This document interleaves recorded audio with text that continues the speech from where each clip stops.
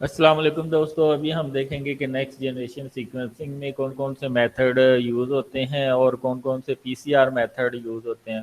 Basically आज हम PCR method को डिस्कस करेंगे। तो सबसे पहले जो प्रिंसिपल है इसके पीछे में नेक्स्ट जनरेशन सीक्वेंस वो सिमिलर है जो कि सेंगर के सीक्वेंसिंग मेथड के मुताबिक है, जो which lies on the capillary electrophoresis. इसमें क्या होता है कि इसमें डीएनए के फ्रैगमेंट्स किए जाते हैं। फ्रैगमेंट्स जो होते हैं वो डाप्टर मालिक्यूल के साथ लगते हैं। डाप्टर मालिक्यूल फिर फ्लो सेल्स के ऊपर लग जाता है और फ्लो सेल जो है वो पीसीआर के जरिए उसकी मल्टीपल कापीज बनाते हैं। ठीक है, तो इसमें मिलियंस ऑफ कापीज जो है आपके पास आ जाती हैं नेक्स्ट जनरेशन सीक्वेंसिंग में 1 मिनट के अंदर। ठीक है, वरना अगर आप देखें तो ये जो महीनों का काम था कि अगर आपने ह्यूमन जीनोम को, ये तो सालों का काम था जो हो गया है, अब ये दिनों में होता है। जो सालों का काम है वो दिनों में होता है। ये नेक्स्ट जनरेशन के ये फायदे हैं। तो सबसे पहले क्या है, library preparation. Libraries are created using random fragmentation of DNA। वो दो तरह से हम मोस्टली करते हैं, या तो रिस्ट्रिक्शन एंजाइम्स के जरिए करते हैं या फिर सोनिकेशन के जरिए करते हैं। फिर followed by ligation with custom linker. Linker जो अडाप्टर मालिक्यूल हमने तैयार किए हुए होते हैं, ठीक है, जिनका जो साथ अटैच हो जाते हैं डीएनए फ्रैगमेंट्स के, पर्टिकुलर डीएनए फ्रैगमेंट्स के साथ according to the action of your restriction in them. तो फिर उसकी एम्प्लीफिकेशन होती है through using clonal amplification method of PCR. ठीक है, सीक्वेंसिंग। फिर इसके बाद सीक्वेंसिंग जब डीएनए के मसलन एक फ्रैगमेंट्स है, उसके बहुत ज़्यादा मालिक्यूल, एक ही फ्रैगमेंट्स के बहुत ज़्यादा फ्रैगमेंट्स प्रोड्यूस हो गए हैं, फिर उसके ऊपर हम सीक्वेंसिंग का मेथड अप्लाई करते हैं।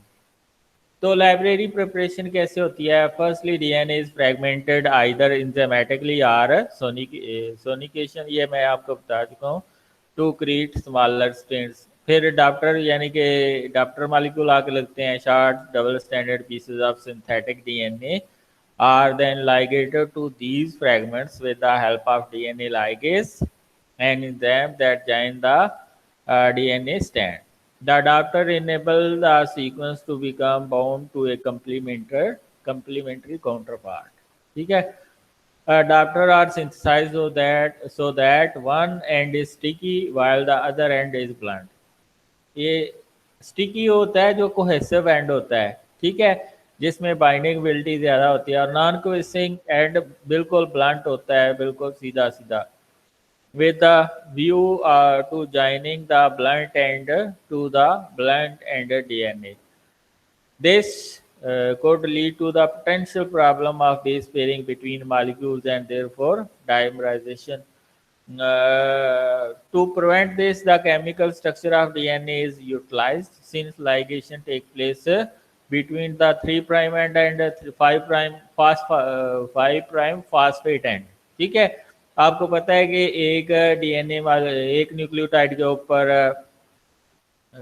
जब दूसरा न्यूक्लियोटाइड ऐड होता है तो एक न्यूक्लियोटाइड का 3' एंड यानी कि उसका हाइड्रोक्सिल ग्रुप और दूसरे का 5' एंड यानी कि उसका फास्फेट ग्रुप का हाइड्रोक्सिल ग्रुप आपस में मिलते हैं। तो अगर हम फास्फेट ग्रुप को रिमूव कर दें तो ये डाइमराइजेशन होगी नहीं।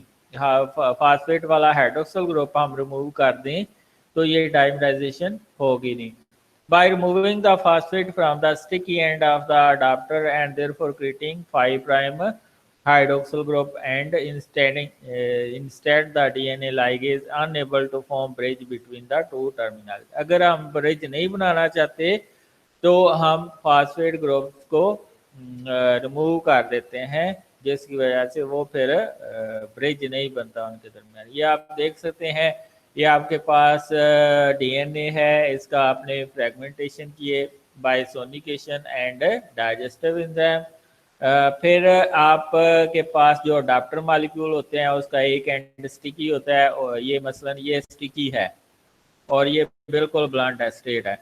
तो ये जो स्टिकी एंड है ये स्टिकी डीएनए के साथ लगेगा, स्टिकी एंड डीएनए, और जो ब्लंट एंड है वो ब्लंट एंड डीएनए के साथ लगेगा। और इस तरह लाइगेज एंजाइम, इनके दरमियान फास्फोडाइएस्टर बॉन्ड, ये मसलन फास्फेट ग्रुप है, ये हाइड्रोक्सिल ग्रुप है, इनके दरमियान जो फास्फोडाइएस्टर बॉन्ड बनेगा। सिमिलरली ये आपके पास स्टिकी एंड है, स्टिकी एंड्स के दरमियान भी लाइगेज एंजाइम एक्ट करेगा। ये ब्लंट एंड के दरमियान बॉन्डिंग हुई है और ये स्टिकी एंड्स के दरमियान बॉन्डिंग हुई है। लाइगेज एंजाइम इसको बाइंड कर देगा, ठीक है। और ये आपके पास फ्रेगमेंट, 2 फ्रेगमेंट जो है वो लाइगेशन हो गई है उसकी। और अगर आप ये फास्फेट ग्रुप को रिमूव कर देंगे तो ये लाइगेशन नहीं होगी और डायमेटाइजेशन नहीं होगी, ठीक है। तो इस तरह से आप देख सकते हैं। In order for the sequencing to be successful, the library fragments need to be specially clustered in PCR colonies or colonies as they conventionally known, which consist of many copies of particular library fragments.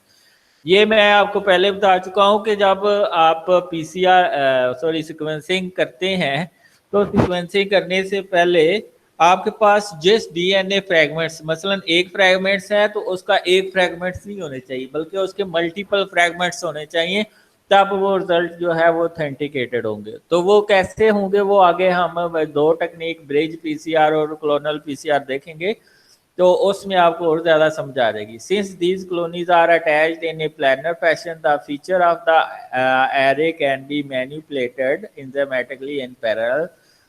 This method of library construction is much faster than the previous labor-intensive procedure of colony picking. ये जो है वो बहुत तेज़ काम है, fast है। क्यों है? क्योंकि ये हम आगे परफॉर्म करेंगे तो और ज़्यादा आपको समझाएंगे। E coli cloning used to isolate and amplify DNA for single sequencing. However, this is the expense of length of the fragments. तो ये भी जो है एक्सपेंसिव प्रोसेस है और हम फिर एम्पलीफिकेशन, पीसीआर की एम्पलीफिकेशन के ज़रिए लाइब्रेरी को यानी कि एम्पलीफाई करवाते हैं। Library amplification is required so that the receive signal from the sequencer is strong enough to detect accurately, यानी कि इतनी ज़्यादा एक फ्रैगमेंट्स के मालिकों की होने चाहिए कि सिग्नल जो है वो सीक्वेंसिंग का बेहतरीन आए। With the enzymatic amplification phenomena such as duplication can occur lead to the preferential amplification of certain library fragments. Instead, there are several types of amplification process which use PCR to create large number of DNA clusters. तो इनमें कौन कौन सी है? सबसे पहले आपके पास emulsion PCR है। तो अमल्शन पीसीआर में क्या होता है कि आप मल्शन ऑयल यूज करते हैं, बीड यूज करते हैं, पीसीआर मिक्स यूज करते हैं and the library DNA are mix to form a emulsion which lead to the formation of microwells. ये आप देख सकते हैं, ये माइक्रोवेल्स इसके अंदर बनी हुई है जिसके ऊपर डीएनए फ्रैगमेंट्स लगे हुए हैं और ये एम्पलीफाई होते हैं, ठीक है। और जिसकी वजह से बाद में जब पीसीआर जब सीक्वेंसिंग होती है तो इसमें सिग्नल स्ट्रांग प्रोड्यूस होता है। इसलिए स्ट्रांग प्रोड्यूस होता है क्योंकि एक के ऊपर एक तरह के फ्रैगमेंट्स बहुत ज़्यादा होते हैं। तो वो एक तरह का, मसलन एडिनिन अगर ऐड हुई है तो सब में एडिनिन एक तरह के फ्रैगमेंट्स हैं, तो ऐसे डबल स्ट्रैंडेड जब बनेगा तो इसमें सब में एडिनिन ऐड होगी, तो सिग्नल जो है वो स्ट्रांग होगा। In order for the sequencing process to be successful, each macrovale should contain one bead with one strand of DNA. ठीक है, एक बीड के ऊपर एक डीएनए का स्टैंड होना चाहिए और वो फिर एम्पलीफाई होके बहुत ज्यादा स्टैंड बना देता है। तब PCR then denature the library fed leading to separate strand, one which anneal to the bead. The annealed DNA is amplified polymerase by polymerase starting from the bead towards the primer side. तो polymerization होती रहेगी और fragments बनते जाएंगे। The original reverse strand then denature and release from the bead only the re-anneal to the bead to give two separate strand. वो फिर बीड के साथ लग जाएगी और इस तरह आपके पास बहुत ज्यादा स्टैंड आ जाएंगी डीएनए की एक ही बीड के ऊपर। There are both amplified to give two DNA strand attached to the bead. The process is then repeated over 30 to 60 cycles, leading to cluster of DNA fragments of the particular gene। ठीक है, और उसको फिर आप sequencing के जरिए check कर सकते हैं कि इसकी अंदर कौन कौन से न्यूक्लियोटाइड है। This technique has been criticised for the time consuming nature since it require many steps for forming and baking the emulsion।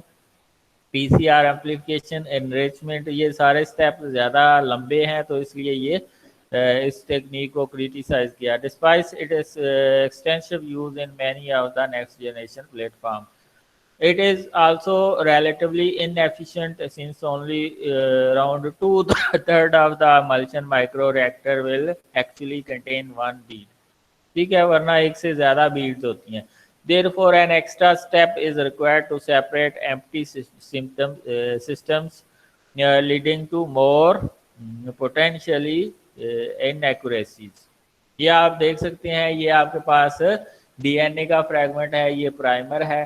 DNA के फ्रैगमेंट डॉप्टर के ऊपर लाके डॉप्टर जो है वो फिर इसके ऊपर आके प्राइमर लगेगा। प्राइमर क्या करेगा, इसकी कॉपी बनाएगा, फिर डीनेचरेशन होगी, तो जो अनबाउंड है वो रिमूव होगी, और फिर दोबारा ये किसी और ये एक स्टैंड और बन जाएगी। एक इधर बनी है, एक ये सीधी हो जाएगी, खड़ी हो जाएगी। तो ये आप देखें, जब ये डबल स्टैंडर्ड आया है तो ये आपके पास 2 मॉलिक्यूल आ गए, 1 से 2 मॉलिक्यूल आ गए, फिर 2 से 4, फिर 4 से 8 हो जाएंगे, 8 से 16 हो जाएंगे, और इस तरह ये जो पर्टिकुलर आपके पास डीएनए फ्रैगमेंट्स हैं इसकी बहुत ज़्यादा कापीज आ जाएंगी, और इस तरह आप सीक्वेंसिंग में आसानी हो जाएगी। आगे ब्रिज पीसीआर है, ये emulsion पीसीआर से थोड़ा सा डिफरेंट है। The surface of the flow cell is densely coated with the primer that are complementary to the primer attached to the DNA library fragments।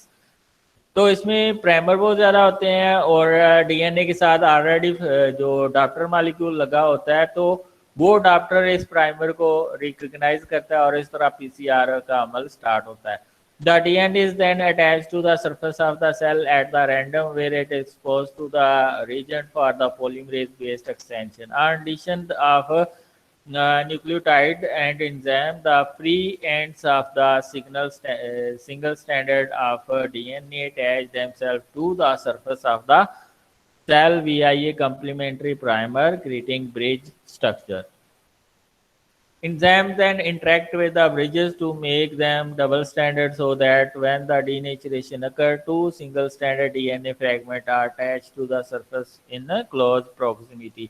और फिर इनकी मल्टीपल कापी बनती जाती हैं, मिलती जाती हैं, ताकि जब आप सीक्वेंसिंग करें तो उसका सिग्नल जो है वो ज़्यादा अच्छा है। Repetition of this process lead to the clonal cluster of localised identical strand. In order to optimize cluster density, concentration of reagent must be monitored very closely to avoid overcrowding। तो इसकी हम एक वीडियो देखेंगे तो उसमें आपको और ज़्यादा समझ आ जाएगी। तो अभी हम एक वीडियो की तरफ चलते हैं, नेक्स्ट जनरेशन सीक्वेंसिंग, तो इसमें आपको और ज़्यादा समझ आ जाएगी।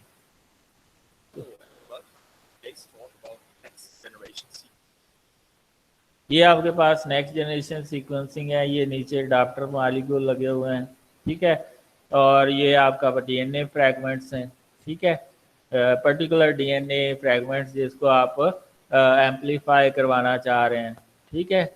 तो जब ये आपके पास डीएनए है, ठीक है, उसका फ्रैगमेंट्स है, इसके ऊपर डॉप्टर लगेगा, ठीक है, ये फ्रैगमेंट्स हुए हैं।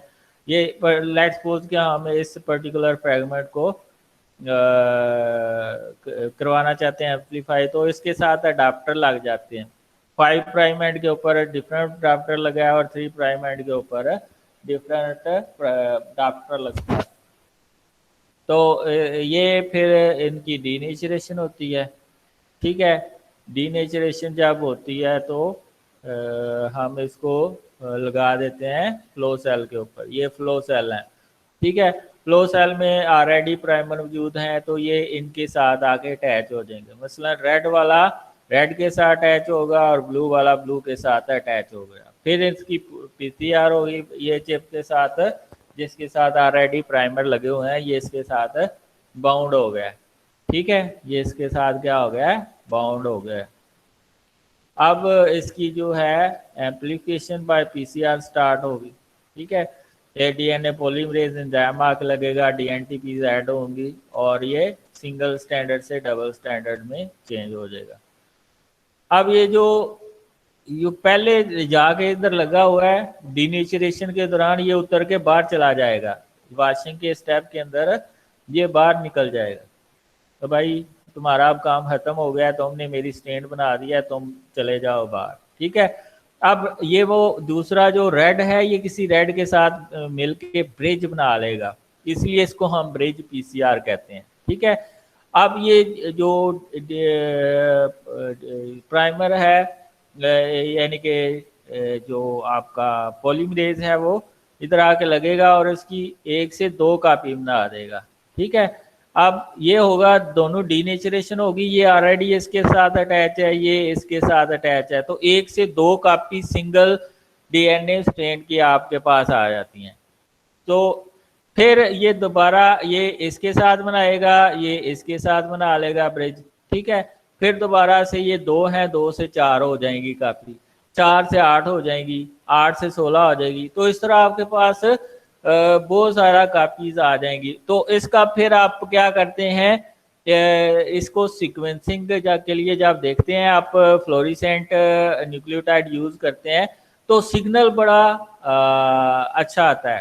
ठीक है, तो इसमें ये देखें, जब इसमें आपने प्राइमर लगाया अडाप्टर के साथ और आपने फ्लोरिसेंट न्यूक्लियोटाइड ऐड किए, अब ये एक डीएनए स्टैंड नहीं है बल्कि मल्टीपल डीएनए स्टैंड्स हैं। ये एक डीएनए स्टैंड नहीं है बल्कि इसमें मल्टीपल डीएनए स्टैंड हैं। ये मसलन ए है, इसके साथ टी ऐड होगी तो सिग्नल प्रोड्यूस होगा, टी है इसके साथ ए है लगेगी, तो ये चारों जो हैं वो डिफरेंट क्या करेंगे, कलर देंगे। चारों क्या कहेंगे, डिफरेंट कलर देंगे, क्योंकि चारों के ऊपर डिफरेंट कलर लगे हुए हैं। तो इस वजह से फिर हमें सीक्वेंस का पता चल जाएगा, ये T A C ji A T, ये इसकी सीक्वेंस है पर्टिकुलर डीएनए फ्रेगमेंट्स। इस तरह आपके पास दूसरे फ्रेगमेंट्स की भी सीक्वेंस होगी तो उसको आप यूज कर लेंगे और इस तरह आपके पास पूरे जीनोम की सीक्वेंस आ जाती है। तो दिस इज हो ब्रिज पीसीआर वर्क।